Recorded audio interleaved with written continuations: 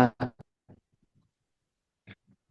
Assalamualaikum warahmatullahi wabarakatuh.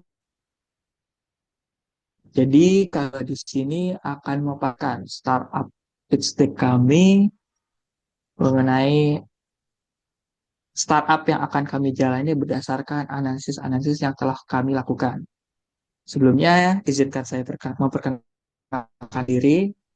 Saya Febriagil Sudianto dan rekan saya. Saya Aditya Fareja Taulani.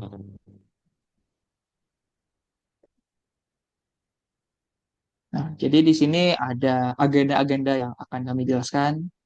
Yang pertama itu introduction, mengapa kami memilih start ini. Selanjutnya di sini kami melakukan analisis melalui value proposition canvas.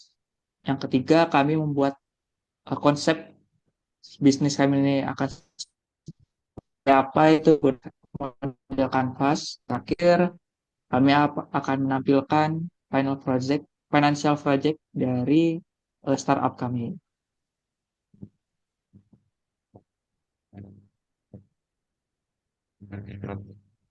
Oke, ke bagian selanjutnya di sini ada bagian introduction, di mana kami menghadirkan satu startup yang bernama Smartport Lighting. Jadi di sini hadir sebagai solusi akomodasi di masa kini yang menggabungkan kenyamanan, efisiensi, dan teknologi dalam satu ruang kapsul pintar. Nah, startup ini dirancang untuk pekerja atau seperti traveler modern, pekerja remote, dan urban explorer.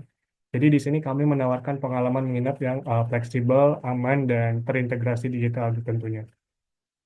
Nah, dengan fitur check-in otomatis ini, kontrol ruang via aplikasi, serta desain modular yang estetis dan fungsional, kami hadir untuk menjawab kebutuhan akan tempat tinggal singkat yang nyaman dan terjangkau di tengah kota gitu, maupun di daerah-daerah. Next.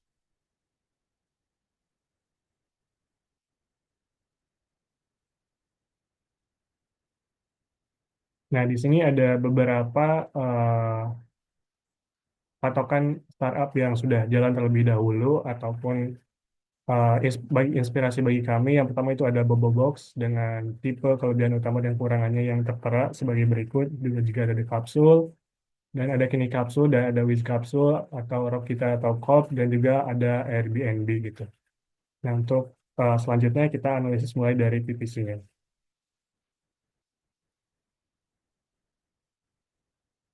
Oke, yang pertama kita mulai dari segi customer jobs. Jadi eh, dari segi analisis startup sebelumnya, yaitu yang pertama itu dari customer journey itu pertama membuka aplikasi Bobobox, yang kedua memilih jenis tempat menginap, yang ketiga menentukan tempat dan waktu untuk menginap, yang ketiga menentukan jenis kamar, yang keempat bayar saat itu juga, dan terusnya masuk ke lobby untuk mendapatkan barcode yang bisa mengakses pintu kamar, dan selanjutnya itu menyimpan barang pada loker yang telah disediakan. Nah, selanjutnya itu check out-nya itu dengan menggunakan aplikasinya.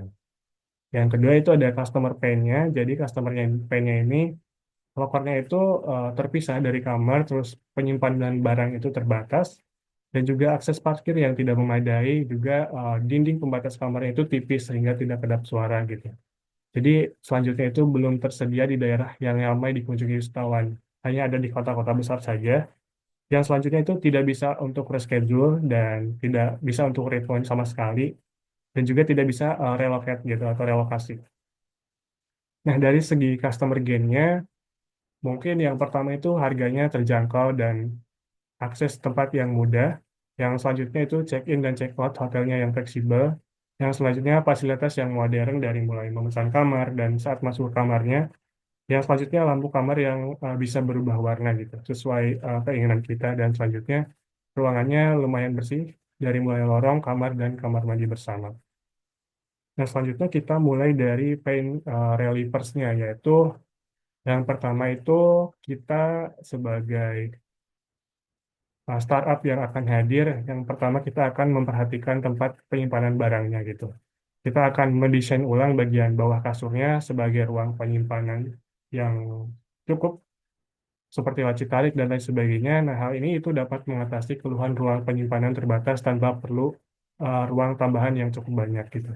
Nah, selanjutnya ada penggunaan fitur built-in smart locker. di dalam kamarnya gitu. Jadi ini bisa dikatakan lebih aman dan praktis untuk menyimpan suatu barang. Nah, masalah penyimpanan ini juga ditangani melalui upaya memperhatikan tempat penyimpanan barang. Artinya kita eh, bisa menyediakan produk atau menyediakan locker atau ruang penyimpanan yang terintegrasi dan memadai gitu, baik dari segi ukuran maupun aksesibilitas, sehingga pelanggan merasa lebih aman dan nyaman.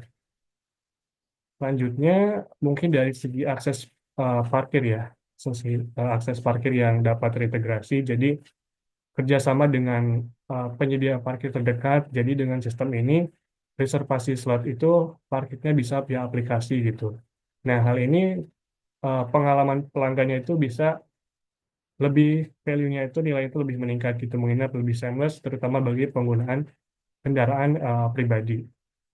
Nah, jadi akses parkir terintegrasi juga, produk ini juga harus bisa memberikan solusi dalam hal kenyamanan akses seperti menyediakan akses parkir tadi, terus juga bisa membantu pelanggan yang membawa kendaraan pribadi.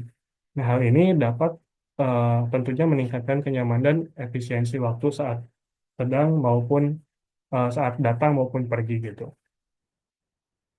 Nah, mungkin selanjutnya sunroof upgrade, jadi di mana ini tuh tambahan lapisan dari kedap suara antar kamar, yaitu dengan menggunakan teknologi white noise generator. Nah, ini bisa digunakan dalam aplikasi, jadi bisa menambah privasi dan kualitas tidurnya bisa lebih baik karena tidak terganggu gitu. Selanjutnya, karena untuk menjawab hal ini, kami eh, selaku startup bisa dapat dikembangkan dengan sejumlah solusi yang menyasar langsung ke sumber masalah. Salah satu poin utama pelanggan adalah kualitas suara kamar yang diatasi dengan soundproof upgrade. Dengan meningkatkan kedap suara kamar, jadi pengalaman tidur kita itu dan istirahat pelanggannya itu jadi lebih nyaman tanpa gangguan dari gangguan-gangguan eksternal atau suara-suara yang mungkin dapat mengganggu kualitas tidur kita gitu. Selanjutnya mungkin terhadap fleksibilitas pemesanan ya, bisa reschedule atau relocate atau relokasi gitu. Nah, di sini mungkin kami akan menambahkan fitur FlexiPass opsional itu dengan biaya tambahan yang kami punya gitu. Jadi untuk bisa mengizinkan reschedule atau pindah lokasi maksimal 1 hari sebelum pemesanan gitu. Nah, jadi kami ini harus bisa mengatasi atau menghadirkan opsi fleksibilitas pemesanan. Jadi dari segi kemampuan itu bisa menjadwalkan ulang atau reschedule atau mengganti lokasi gitu. Atau relocate bahasanya. Nah, mungkin dengan adanya fitur ini nantinya pelanggan tidak merasa terikat secara kaku dengan jadwal-jadwal dan dapat beradaptasi dengan perubahan rencana yang mereka mau gitu. Nah, selanjutnya mungkin dengan penempatan lokasi yang strategis. Jadi ketika melihat daerah yang ramai dikunjungi dan memperhatikan akses-akses yang menjadi kelebihan dari hotel uh, spot living ini tersendiri gitu. Nah, jadi lokasi penginapan ini bisa dipilih secara strategis melalui penempatan lokasi yang tepat sehingga dapat menjawab keluhan pelanggan yang sebelumnya merasa kesulitan menemukan cabang di wilayah potensial. Nah, semua fitur-fitur yang ini dapat digabungkan dalam satu sistem, yaitu melalui pembuatan aplikasi yang mengakses semua fitur yang ada. Balik lagi, yang menjadi pusat kendali bagi pelanggan untuk menikmati seluruh layanan secara mandiri dan efisien. Oke, mungkin dari segi gain kreatornya ya, yaitu yang pertama, kami tetap memperhatikan kebersihan sebagai standar. Dan kami akan mempertahankan tim housekeeping yang terstandarisasi gitu. Dan tenaga tenaga ahli yang kompeten. Nah, mungkin yang akan kami kembangkan ke depannya yaitu pertama tambahan fitur yaitu request cleaning dalam aplikasi. Jadi kebersihannya itu uh, seorang pelanggan itu bisa request gitu untuk memesan tim housekeeping. Tentunya dalam aplikasi itu sendiri. Nah, karena kebersihan itu juga sebagai standar utama menjadi sebuah nilai lebih tentunya. Karena dengan menjaga kebersihan kamar, lorong, dan kamar mandi secara konsisten, produk eh, produk ini atau startup ini dapat membangun kepercayaan dan persepsi positif dari pelanggan gitu. Nah, yang kedua mungkin kami menyediakan desain kamar yang estetik dan fungsional. Yang akan kami pertahankan pertama desain minimalis dan futuristik. Nah, yang akan kami kembangkan tentunya bisa menambahkan pilihan suasana ruang dengan aromaterapi atau pengaturan mode lighting karena kita bisa mengganti warna-warna lampu atau aroma terapi yang ada di kamar tersebut gitu. Dengan meningkatkan ini dari segi pengalaman dan penginapan, desain kamar akan dibuat seestetis dan fungsional mungkin. Karena ini akan menjadi nilai tambah. Nah, pelanggan tidak hanya membutuhkan tempat untuk tidur, tapi juga mereka merasa nyaman dan menarik secara visual gitu, serta efisien dalam penggunaan ruangan. Dan hal ini juga dapat meningkatkan kepuasan emosional dari seorang pelanggan dan tentunya rasa nyaman selama tinggal. Begitu. Selanjutnya, nomor tiga, harga mungkin dibuat secara terjangkau dengan akses tempat yang lebih mudah gitu. Nah, kami di sini akan mempertahankan harga yang tetap terjangkau bagi konsumen. Yang kedua, pengembangannya mungkin memberikan promo menarik dan membangun loyalitas pada konsumen atau pada pelanggan. Nah, karena menurut kami harga yang terjangkau dengan akses tempat yang strategis itu menjadi aspek penting dalam menciptakan keuntungan. Karena dalam penginapan yang berada di lokasi sentral tapi tetap ekonomis, pelanggan dapat menghemat waktu dan biaya transportasinya, sekaligus bisa menikmati kenyamanan. Nah, keuntungan dari hal ini bisa menjadikan produk lebih menarik dibandingkan kompetitor dengan harga sebanding, namun lokasinya masih kurang dibilang menguntungkan begitu. Selanjutnya, nomor 4, bisa check-in dan check-out dengan fleksibel atau dengan mudah. Nah, kami akan mempertahankan mungkin kemudahan dan fleksibilitas saat check-in dan check-out dengan penggunaan aplikasinya gitu. Nah, mungkin yang akan kami kembangkan di sini membuat sistem yang nantinya konsumen bisa langsung ke kamar tanpa proses check-in ke lobby. Nah, hal ini bisa memenuhi harapan pelanggan. Jadi produknya dirancang agar tidak hanya menyelesaikan uh, kebutuhan dasar, tetapi juga menciptakan nilai tambah yang mereka atau konsumen inginkan gitu. Jadi salah satu cara menciptakan keuntungan adalah melalui sistem check-in ini dengan check-out di hotel yang fleksibel dan mudah. Juga bisa memberikan kenyamanan tentunya bagi pelanggan yang memiliki jadwal tidak pasti atau memiliki jam yang tiba di luar jam standar yang dibutuhkan gitu. Dan juga bisa konsumen juga tidak perlu menunggu atau terburu-buru karena semuanya bisa diatur dari aplikasi. Nah, selanjutnya ada penambahan ruangan. Jadi di sini adanya ruangan tambahan itu bisa dipakai oleh konsumen seperti working space atau rooftop. Nah, penambahan jumlah ruangan terbatas ini bisa memperluas kapasitas akomodasi sehingga pelanggan memiliki lebih banyak pilihan tempat menginap, terutama di saat high season atau ketika permintaan tinggi. Oke, mungkin bisa lanjut ke BMC. Lanjutnya.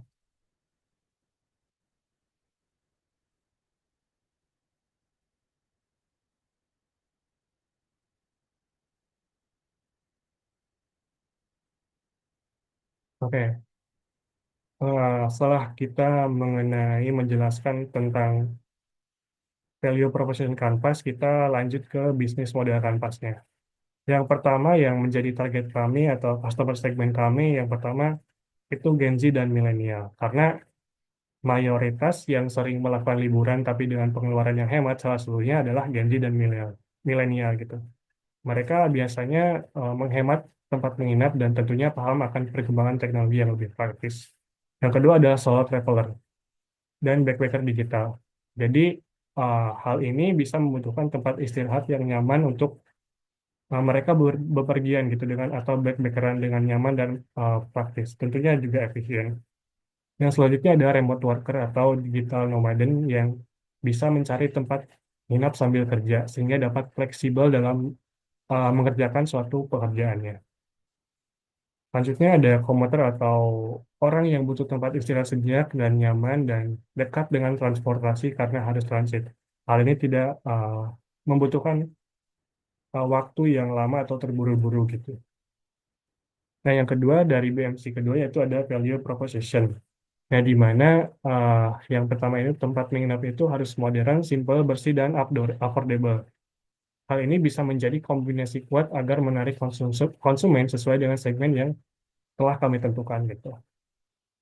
Nah, selanjutnya balik lagi nyambung ke PPC tadi, semua bisa diakses di HP dan di aplikasi, mulai dari pesan kamar, bayar, masuk kamar, pesan minuman dan makanan, check out, check in, dan lain sebagainya.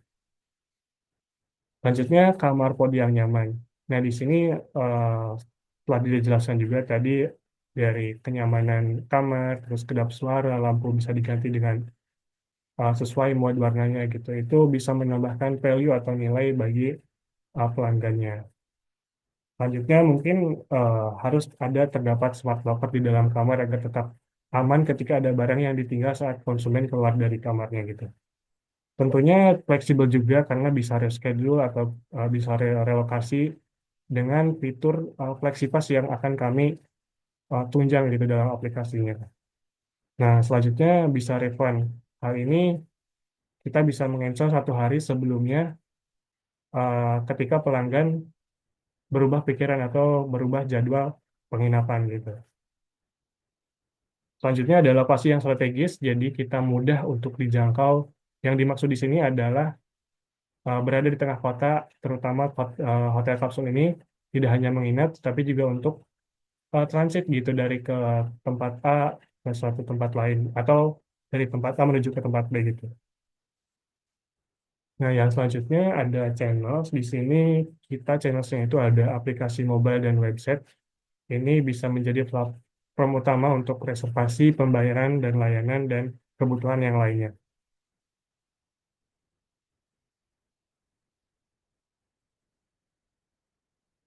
Oke, dan selanjutnya ada pemanfaatan media sosial yang mungkin seperti Instagram, TikTok, YouTube, dan juga bisa lewat mulut ke mulut gitu agar startup ini bisa dikenal lebih luas. Selanjutnya kolaborasi dengan travel influencer yang mana ini bisa dapat menjangkau pasar digital dengan konten lifestyle gitu, yang konten kreator buat. Nah, dan tentunya eh, ini harus ada dalam Google Maps dan review site. Tentunya kita kan kalau melihat suatu tempat pasti selalu melihat rating. Nah, kami juga akan menggunakan ini sebagai sumber terpercaya dan menjadi langkah agar dapat mengurangi biaya pemasaran karena sudah dapat banyak review yang bagus dari konsumen karena Google Maps ini. Gitu.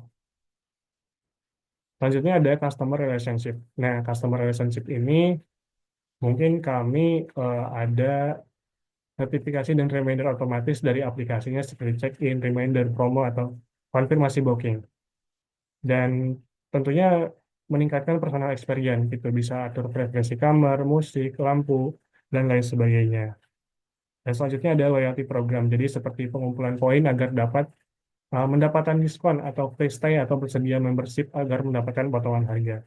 Nah, selanjutnya itu tersedia layanan kritik dan saran sehingga konsumen itu bisa merasa didengar dan diberikan feedback seperti menjawab kritik dan saran serta memiliki layanan secara sustainability atau berkelanjutan. Mungkin selanjutnya akan dijelaskan oleh rekan saya.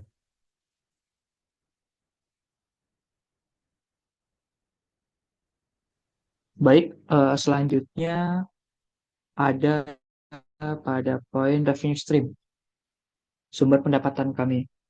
Tentunya yang pertama pasti dari pendapatan utama kami yaitu sewa kamar. Nah, sewa kamar itu tidak hanya per hari, tapi bisa per jam ataupun per malam.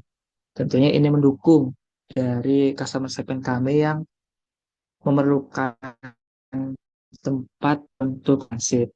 Selanjutnya ada pelayanan tambahan seperti FlexiPass, locker extra, ataupun request cleaning, di mana ini terjadi apabila ketika kamar tidak sengaja menjadi kotor oleh konsumen. Nah, pendapatan selanjutnya yaitu penjualan snack, minuman, dan merchandise eksklusif via vending machine ataupun aplikasi. Mungkin untuk aplikasi sendiri, kami berkaca lewat aplikasi eh, KI, di mana setelah memesan tiket, ketika konsumen ingin memesan makanan, itu tinggal pesan juga dari aplikasi KAI, sehingga nanti makanannya akan diantar ke tempat duduknya. Selanjutnya di sini ada kerjasama dengan brand yang sesuai agar masuk ke ekosistem hotel. Jadi di sini sebagai contoh misalkan kami mencari brand kopi karena sesuai customer segment kami kan ada yang komuter atau remote worker. Mohon maaf, remote worker di mana pekerja dari jarak jauh. Nah, untuk memberikan tambahan kenyamanan saat mengerjakan itu, kami bekerja sama dengan brand kopi agar nanti konsumen itu pun bisa mencoba brand kopi tersebut sambil mengerjakan tugasnya atau pekerjaannya di hotel kami. Nah, selanjutnya di sini ada yang namanya pendapatan dari premium membership dengan memberikan keuntungan seperti akses lebih fleksibel dan juga diskon-diskon yang lebih eksklusif bagi member. Selanjutnya, eh, poin selanjutnya dari BMC ini Kai Resort.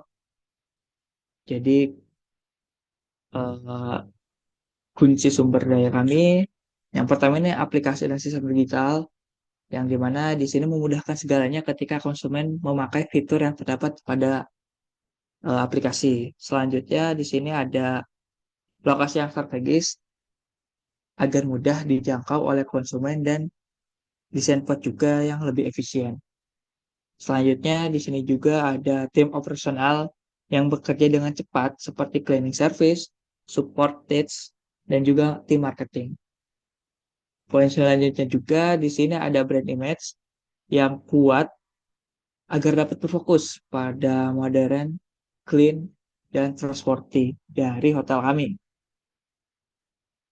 Poin selanjutnya di sini adanya komunitas pengguna loyal dan konten kreator pendukung agar bisa membuat review yang bagus dari hotel kami. Selanjutnya dari poin komponen BMC yaitu ada key activities. Yang pertama ini ada maintenance sistem aplikasi dan juga teknologi. Ini bertujuan untuk menjaga agar aplikasi tetap stabil, user friendly dan juga minim bug. Yang kedua ini ada menjaga kebersihan dan standar kamar serta fasilitas lain yang ada di hotel. Tentunya dengan tujuan agar konsumen ini merasa nyaman. Yang ketiga, di sini ada aktif di media sosial dan kampanye digital, di mana ini dilakukan agar dapat membangun brand awareness dan juga engagement secara digital. Poin keempat, di sini kami melakukan tindakan respon cepat terhadap review atau keluhan pelanggan, serta update fitur sesuai feedback dari pengguna. Di sini tentunya akan meningkatkan customer stratification dengan feedback yang direspon dengan cepat dan melakukan perubahan sesuai yang dikeluhkan oleh konsumen itu tersebut. Poin yang terakhir yaitu membangun kerja yang strategis baik secara lokasi, brand partner, dan komunitas. Selanjutnya di komponen KAI partnership, di sini yang pertama kami akan menggait yang namanya vendor SmartTech untuk menyediakan teknologi smart lock, IoT, ataupun automatic system di kamar. Yang kedua di sini bekerja sama dengan brand lokal agar dapat meningkatkan value dari kedua brand. Tentunya ini pun akan mendukung dari revenue stream kami. Selanjutnya di sini konten kreator dan komunitas travel untuk membantu promosi lewat media sosial, UGC atau user generate content atau campaign travel experience. Tentunya ini akan membantu kami untuk mendapatkan review-review yang bagus sehingga kami bisa dikenal oleh konsumen, calon konsumen tidak hanya berdasarkan iklan-iklan yang kami sampaikan, review yang di konten kreator misalkan. Lalu poin yang keempat di sini adalah layanan payment gateway seperti QRIS, e-wallet, dan kartu kredit agar dapat mempermudah transaksi digital yang sama dan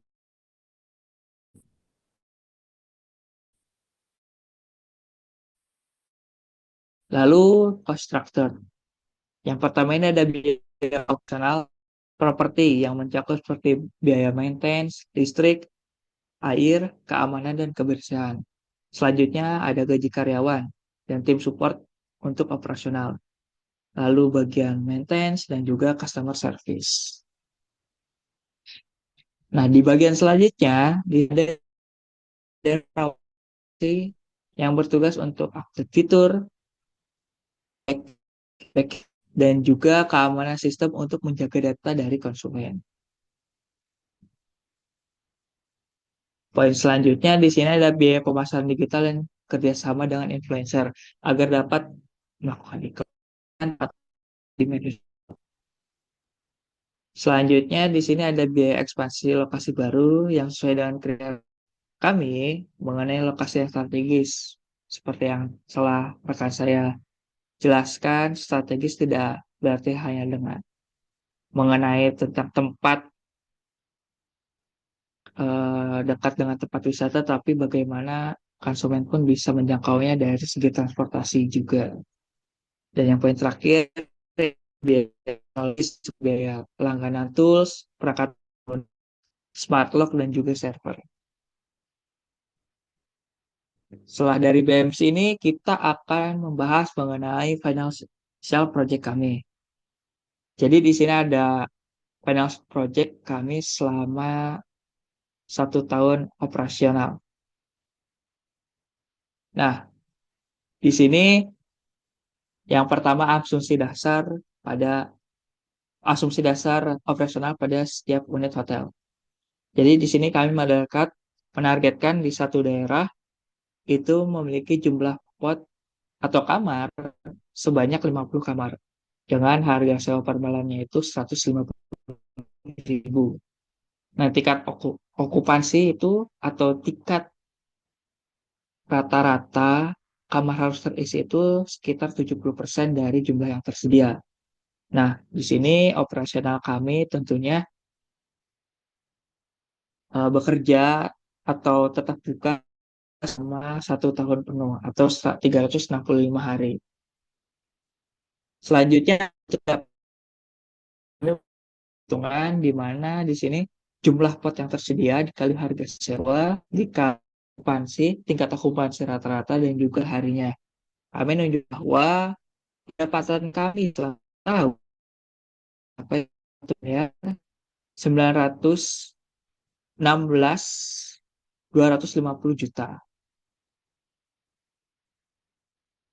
Mohon maaf, 1.960.000. Nah, selanjutnya di sini ada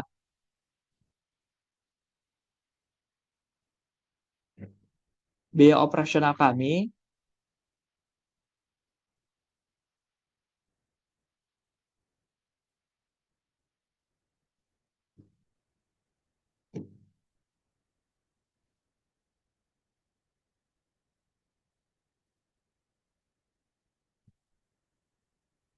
Di sini ada biaya operasional kami dimulai dari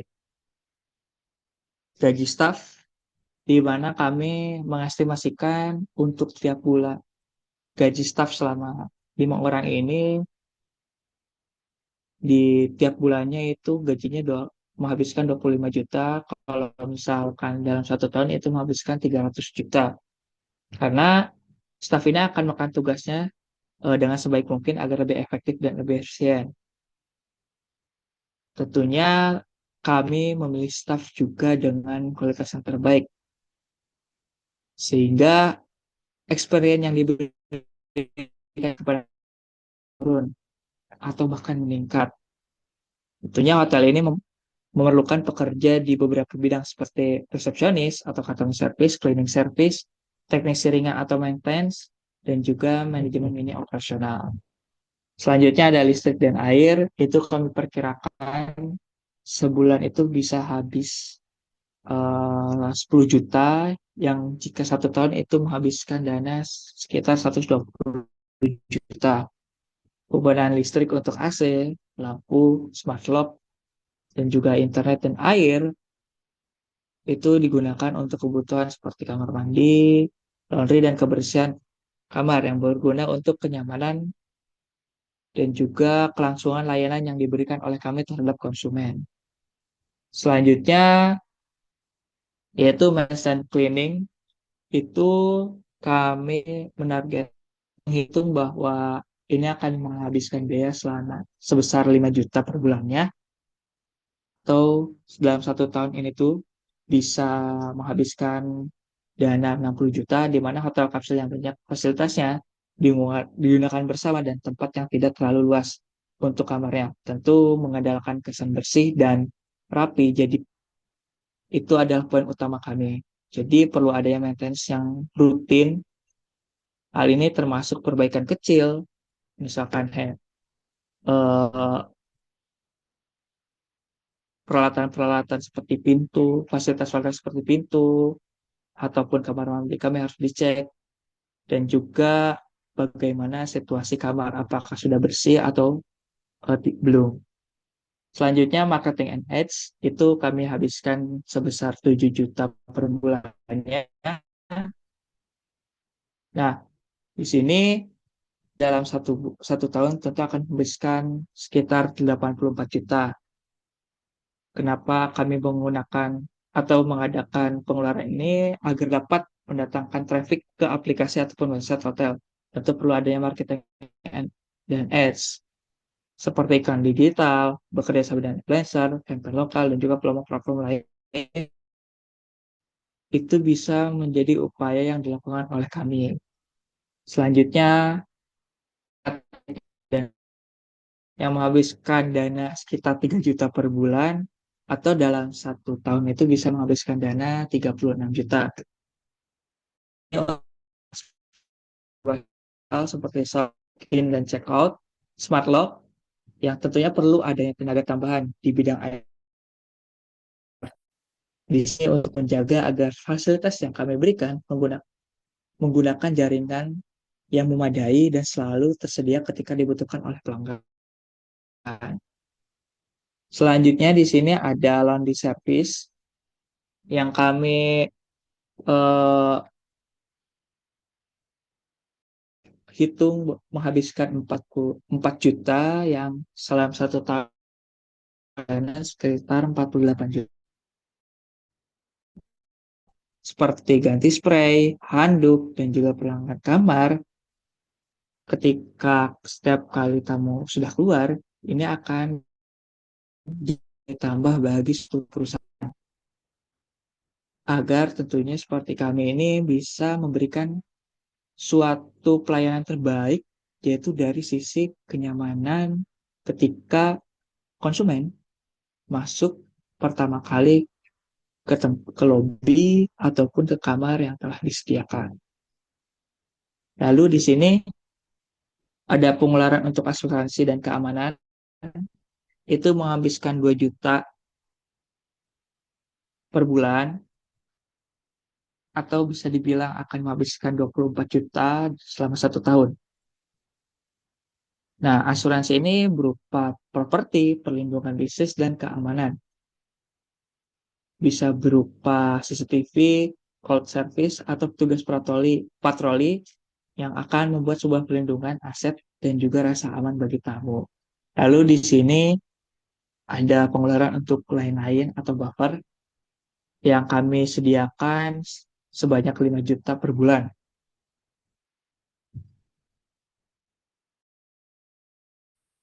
Atau dalam satu tahun ini bisa menghabiskan dana sekitar 60 juta. Nah, sebagai sebuah perusahaan perlu adanya biaya yang tak terduga. Di mana ini untuk sebagai cadangan kami ketika memerlukan perbaikan mendadak, perizinan tambahan, refund customer, dan lain-lain. Sehingga bisa dibilang kami tidak over budget karena sudah memastikan biaya cadangan kami ini aman ketika ada hal dadakan yang tidak diinginkan. Sehingga dari beberapa pengeluaran yang kami telah hitung, kami telah menentukan biaya operasional kami secara satu tahun itu sebesar 732 juta. Nah, selanjutnya kami tentunya meminta investasi dari investor, di mana kami meminta dana dari investor sebesar 3 miliar rupiah dengan rincian sebagai berikut. Yang pertama itu konstruksi dan pot setup. Ini merupakan komponen biaya terbesar karena mencakup pembangunan fisik dan juga pembangunan unit pot atau kamar. Nah, biaya tinggi disebabkan oleh material dari bangunan itu sendiri, tenaga kerja, arsitektur, instalasi risik, dan juga finishing. Karena ini untuk hotel kapsul, maka struktur modulnya juga perlu biaya yang tinggi.